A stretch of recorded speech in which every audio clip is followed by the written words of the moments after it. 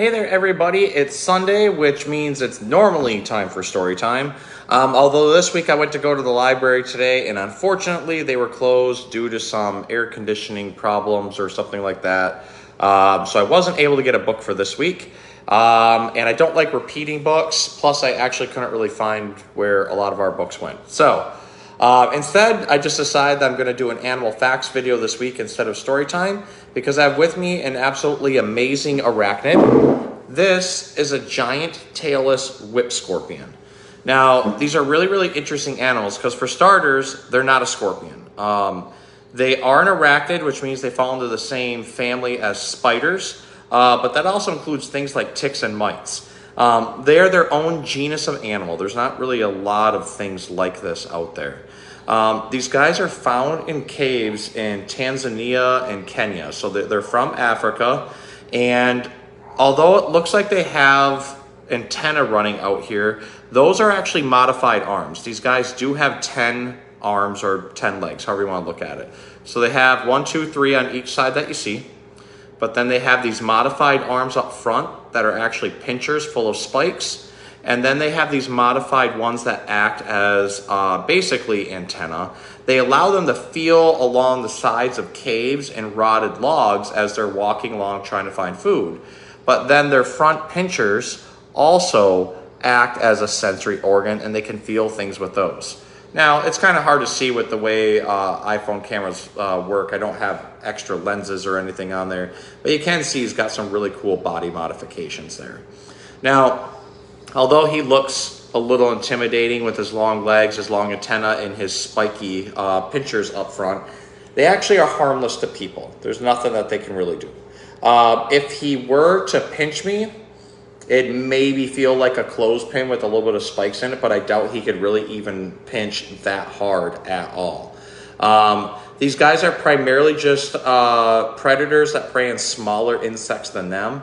Sometimes they'll go after small amphibians or small reptiles because although this guy is decently sized, he's actually pretty small right now.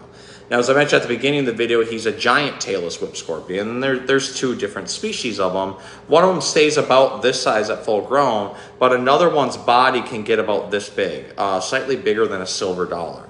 So this is one of the larger of the 2. This one still has some growing to do. What's fun is that unlike a lot of other insects that we may have here, like a lot of our tarantulas, these guys can live communally. So that means that they can live in groups. So right now we have 10 of them in one tank. And what was really fun was pulling them out, trying to find one that I could go ahead and bring out for our animal facts video.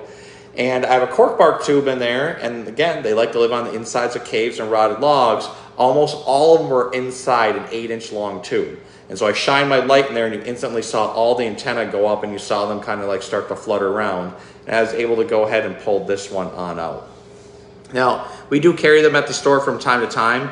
We'd like them to be a mainstay if we can. So hopefully we can get the colony that we have breeding and eventually end up with babies. If not, we usually end up having to go to some outside sources in order to get these guys in. Care for them is very similar to caring for our jumping spiders or even our tarantulas. They need to eat 2, maybe 3 times a week, and they just eat a couple crickets at a time. If you have small enough feeder roaches, they can eat the roaches as well. But really, they just like moist, dark areas. So we tend to set up vivariums for them that mimic a jungle.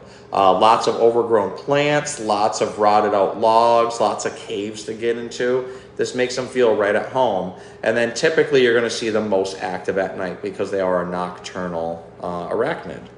Now, as he's climbing on me, I can barely feel it. He's so lightweight that I can barely feel him touching me at all. And when his little modified legs there that act as antennas start moving around, I can't feel those at all either. But what he is feeling for is the edge of something. So you notice that when he hits my hand, he moves that little antenna out of the way because they don't really have vision. They do have what looks like might be residual eyes on top of their head, but you can barely see. But they really aren't going to do anything. They're going to rely on this sensory technique to feel what's going on around them. So there you have it. This is one of the amazing arachnid species that we have here. If you haven't been to the store in a while, we just got these guys in. Again, giant tailless whip scorpions. We have vinegar runes. We have jumping spiders. We have huge varieties of both New World and Old World tarantulas. We also have a ton of millipedes, isopods, springtails, scorpions, and we recently ran out of mantises, but we plan on trying to get some more in. So there you have it. I hope you guys had a good time, and I hope you enjoyed learning about our giant tailless whip scorpion friend. And I will be back next week with an actual story time because hopefully the library will be open then and I'll be able to get there and get a book. So thanks for joining in. We'll see you next time.